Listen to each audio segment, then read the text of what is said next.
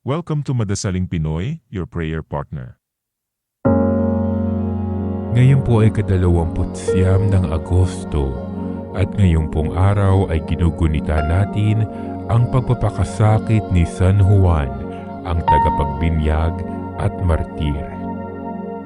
Ang mabuting balita ng Panginoon ayon kay San Marcos.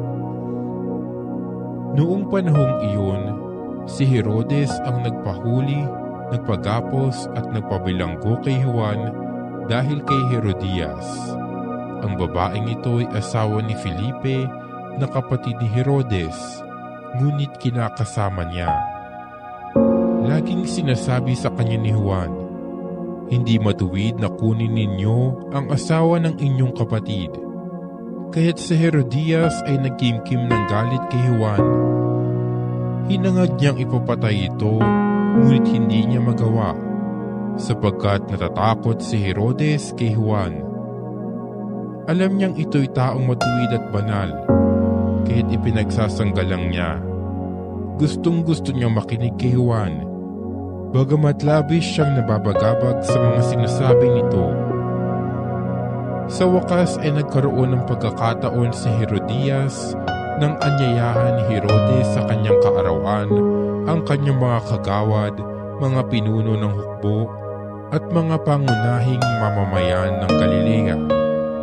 Pumasok ang anak ng babae ni Herodias at nagsayaw. Labis na nasiyahan si Herodes at ang mga panauhin. Kaya't sinabi ng hari sa dalaga, "Hingin mo sa akin ang anumang ibig mo at ibibigay ko sa iyo." At naisumpa pa niyang ibibigay kahit ang kalahati ng kanyang kaharian kung ito ang hihilingin. Lumabas ang dalaga at tinanong ang kanyang ina, "Ano ang hihingin ko?" "Ang ulo ni Juan Bautista," sagot ng ina. Dali-daling nagbalik ang dalaga sa kinaroroonan ng hari. "Ang ibig ko bo'y ibigay ninyo sa akin ngayon din sa isang pinggan, ang ulo ni Juan Bautista," sabi niya.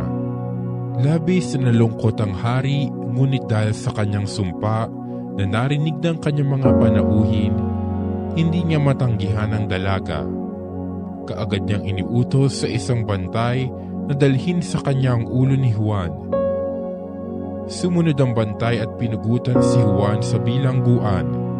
Inilagay ang ulo sa isang pinggan at ibinigay sa dalaga. Ibinigay naman iyon ng dalaga sa kanyang ina. Nang mabalitaan ito ng mga alagad ni Juan, kinuha niya ang kanyang bangkay at inilibing. Ang mabuting balita ng Panginoon.